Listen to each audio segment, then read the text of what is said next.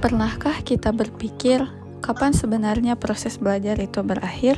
Apakah saat kita lulus sekolah atau ketika kita menerima ijazah? Atau mungkin tidak pernah?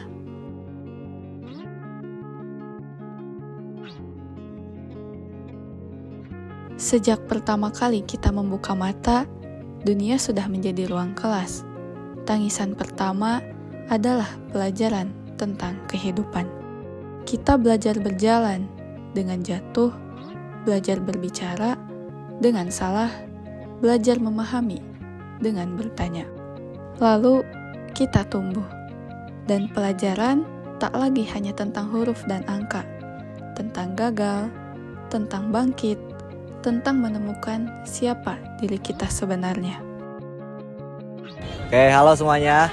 Saya Firman Apriansa Faujan dengan NIM 2507065. Saya Gusriadianti Nurajwani dengan NIM 2510692. Saya Nengnisa Nurmelani dengan NIM 2502315. Saya Restino Pilestari dengan NIM 2501552. Saya Zalfa Zairal Aulia dengan NIM 2509998. Selama kita bernafas, selama kita bertumbuh, selama kita mau memahami, pendidikan tak akan pernah usai. Pendidikan seumur hidup atau yang disebut lifelong education adalah pendidikan yang menekankan bahwa pendidikan berlangsung secara terus-menerus sejak seseorang dilahirkan sampai ia meninggal dunia. Proses pendidikan seumur hidup berlangsung secara kontinu dan tidak terbatas oleh waktu dan ruang sepanjang perjalanan hidup manusia sejak ia dilahirkan sampai meninggal dunia, baik secara formal maupun non-formal. Makna pendidikan seumur hidup dapat dilihat dari berbagai perspektif. Yang pertama, perspektif filosofis. Menurut sudut pandang filosofis, manusia pada hakikatnya merupakan makhluk sosial, makhluk individu, makhluk berbudaya, dan makhluk beragama. Selanjutnya, perspektif potensial idealitas. Perspektif ini mengungkapkan bahwa manusia bakal memungkinkan untuk mengembangkan potensi-potensinya. Kemudian, perspektif ekonomi. Dari tujuan ekonomi menekankan bahwa pendidikan seumur hidup adalah cara yang paling efektif untuk keluar dari keterbelakangan dan kebodohan yang menjadi penyebab utama kemiskinan, ketertinggalan, dan kemelaratan. Lalu, perspektif sosiologis. Perspektif sosiologis memiliki makna bahwa pendidikan seumur hidup merupakan upaya untuk mengatasi anak-anak yang belum mengenyam pendidikan formal atau pendidikan sekolah, terutama di negara-negara yang sedang berkembang. Perspektif teknologis. Kita sekarang tengah berada di era globalisasi dan abad informasi, menjadikan teknologi dan ilmu pengetahuan mengalami perubahan dan perkembangan yang sangat pesat, dikenal sebagai masa revolusi industri 4.0. Perspektif pedagogis. Perkembangan ilmu pengetahuan dan teknologi mempengaruhi berbagai aspek pendidikan. Di antaranya, terjadinya perkembangan akan literasi yang dibutuhkan, yaitu adanya tuntutan akan kecakapan, literasi data, literasi teknologi, dan literasi manusia. Selanjutnya adalah dasar pendidikan seumur hidup. Dasar pendidikan seumur hidup adalah adanya keyakinan bahwa proses pendidikan berlangsung selama manusia hidup, tidak terbatas usia maupun lembaga sekolah. Yang pertama, dasar teoritis. Secara teoritis, gagasan ini sebenarnya sudah ada sejak ajaran Islam melalui hadis dari Abu Hurairah radhiyallahu anhu dari Nabi SAW. Beliau bersabda, "Utlubul ilma minal mahdi ilal lahdi." Tuntutlah ilmu oleh kalian mulai dari buayan sampai liang lahat. Yang kemudian ditekankan oleh tokoh pendidikan seperti Comenius dan John Dewey yang menekankan bahwa pendidikan merupakan proses yang berlangsung selama manusia hidup. Yang kedua, dasar yuridis. Secara yuridis di Indonesia, pendidikan seumur hidup itu ditegaskan dalam GBHN dan Undang-Undang Nomor 20 Tahun 2003 tentang Sistem Pendidikan Nasional, yang mana dijelaskan bahwa setiap warga negara berhak memperoleh pendidikan melalui jalur formal, non-formal, dan informal yang saling melengkapi. Oke, yang selanjutnya yaitu ada urgensi atau pentingnya pendidikan seumur hidup. Yang pertama ada keterbatasan kemampuan pendidikan sekolah.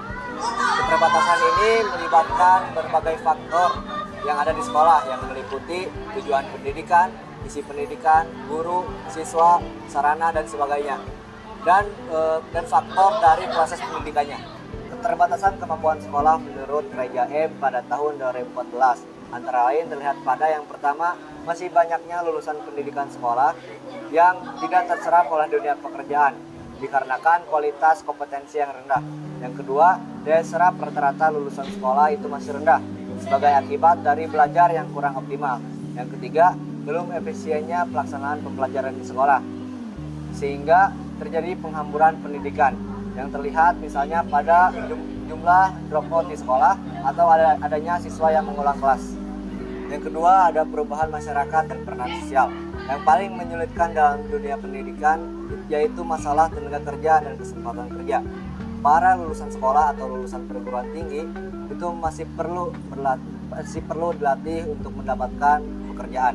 Oleh karena itu, alangkah perlunya pendidikan itu didekatkan dan disesuaikan dengan dunia pasaran pekerjaan yang ada di masyarakat.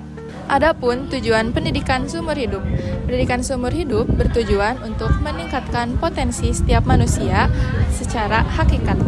Tujuan akhir pendidikan seumur hidup adalah mencapai kualitas hidupnya masing-masing, baik secara pribadi, sosial, maupun profesional.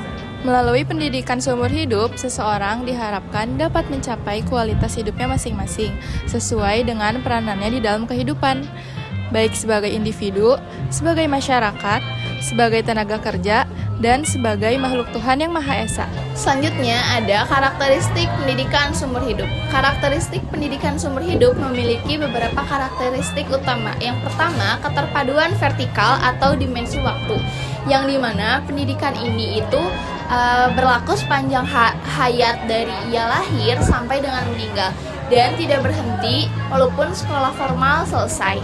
Yang kedua, ada keterpaduan horizontal atau dimensi isi. Pendidikan mencakup seluruh aspek kehidupan manusia, mulai dari fisik, intelektual, afektif, dan spiritual secara terpadu. Pendidikan umum dan pendidikan profesional akan saling melengkapi. Tujuannya bukan hanya untuk efisiensi kerja secara profesional, namun untuk mengembangkan efektivitas aspek-aspek kehidupan manusia seperti bermasyarakat, berwarga negara, serta antar umat manusia. Yang ketiga, ada keterpaduan ekologis atau dimensi tempat. Pendidikan berlangsung di seluruh lingkungan kehidupan seperti masyarakat, keluarga, dan juga sekolah. Nah, pendidikan itu tidak terbatas pada hanya pendidikan yang sekolah formal, tetapi juga bisa dari pengalaman-pengalaman yang tidak kita rencanakan gitu. Lembaga pendidikan hanyalah salah satu bagian dari keseluruhan proses pendidikan.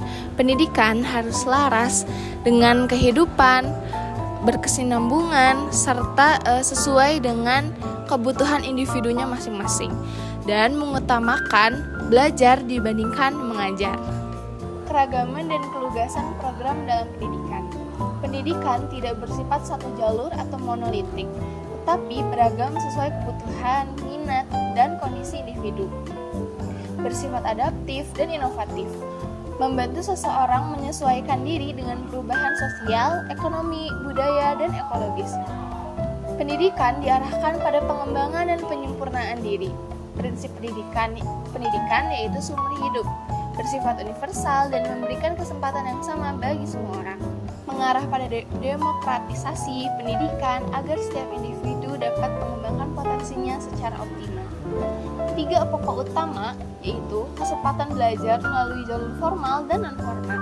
Yang kedua, motivasi untuk terus belajar. Yang ketiga, kemampuan belajar termasuk keterampilan menggunakan teknik belajar, merencanakan belajar, memanfaatkan media, serta belajar mandiri. Selanjutnya, ciri-ciri pendidikan seumur hidup. Yang pertama, ada menghapus batas antara sekolah dan kehidupan nyata. Yang kedua, menempatkan belajar sebagai bagian integrasi dari proses kehidupan. Mengutamakan pembekalan hidup dan metode belajar daripada sekedar hanya materi. Selanjutnya, menempatkan peserta didik sebagai pelaku utama yang aktif, kreatif, bertanggung jawab, dan mendukung terciptanya masyarakat gemar belajar atau learning society. Sasaran pendidikan seumur hidup ditujukan bagi orang dewasa dan anak-anak. Bagi orang dewasa diarahkan pada pemenuhan kebutuhan dan minat atau self-interest sepanjang hidup, termasuk kemampuan baca tulis dan keterampilan kerja untuk menghadapi berbagai persoalan kehidupan. Sasaran pendidikan seumur hidup. Sasaran pendidikan seumur hidup dibagi menjadi dua. Yang pertama, sasaran bagi orang dewasa. Yang kedua, sasaran bagi anak atau remaja. Yang pertama, sasaran bagi orang dewasa. Bagi orang dewasa, pendidikan seumur hidup sasarannya mengarahkan dalam rangka kebutuhan self-interest. Di antara interest self itu sendiri umumnya membantu para pekerja dalam melatih keterampilannya yang akan sangat membantu mereka dalam menghadapi persoalan-persoalan. Yang kedua, sasaran bagi anak dan remaja. Bagi anak dan remaja, pendidikan seumur hidup membutuhkan perhatian dan pemenuhan karena mereka akan menjadi tempat awal untuk orang dewasa nantinya yang memiliki kelebihan dan kekurangannya masing-masing. Yang selanjutnya ada implementasi pendidikan seumur hidup pada program-program pendidikan yang dimana dikelompokkan menjadi 6 kategori. Yang pertama, pendidikan baca tulis fungsional. Program ini penting untuk pendidikan seumur hidup yang tujuannya bukan hanya untuk memberantas buta huruf tetapi juga meningkatkan kualitas hidup masyarakat. Oleh sebab itu, realisasi fungsional harus memuat dua hal. Yang pertama, memberikan kecakapan membaca, menulis, dan menghitung yang fungsional bagi anak didik. Yang kedua, menyediakan bahan-bahan bacaan yang diperlukan. Kedua, pendidikan vokasional yang merupakan salah satu program penting bagi anak didik di luar batas usia sekolah karena berfokus pada pengembangan keterampilan kerja. Yang ketiga, pendidikan profesional.